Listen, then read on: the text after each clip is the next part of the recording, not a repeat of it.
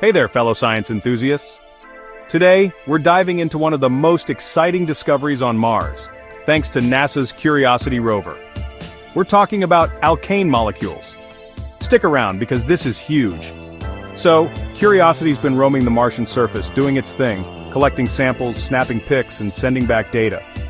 Recently, it stumbled upon something fascinating: alkane molecules. Now, these molecules are super important because they can be indicators of life. But here's the kicker. Scientists are still debating whether these alkanes were formed by living organisms or through non-living abiotic processes. First, let's break down what these alkane molecules are. Alkanes are simple hydrocarbons, which means they're made up of carbon and hydrogen atoms. On Earth, we find alkanes in everything from natural gas to the fatty acids in our bodies. They're pretty essential to life as we know it.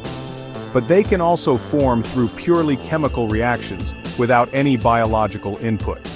So, what did Curiosity find exactly? It detected these alkanes in the Martian soil, using its onboard instruments like the sample analysis at Mars, SAM suite. This suite can heat samples and analyze the gases that are released, allowing scientists to detect organic molecules. And boom, alkanes. Now let's tackle the big question: biological or abiotic? If these alkanes were formed by ancient Martian microbes, it would be groundbreaking. We're talking about direct evidence of past life on Mars. However, if they were formed through abiotic processes, it still tells us a lot about Mars's chemical complexity. Either way, it's a win for science. But the story doesn't end there. This discovery has massive implications for future Mars missions. It sets the stage for the upcoming Perseverance rover and the Mars Sample Return mission. These missions aim to bring Martian samples back to Earth for detailed analysis. And who knows? Maybe one day, we'll have the definitive answer to whether life ever existed on Mars. And it's not just about Mars. This finding impacts the broader search for life across our solar system.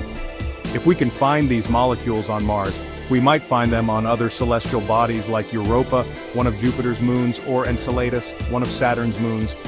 Both have subsurface oceans that could potentially harbor life. Every new discovery, every new clue, brings us closer to answering the age-old question: are we alone in the universe? It's a mystery waiting to be solved, and we're living in the most exciting time for space exploration.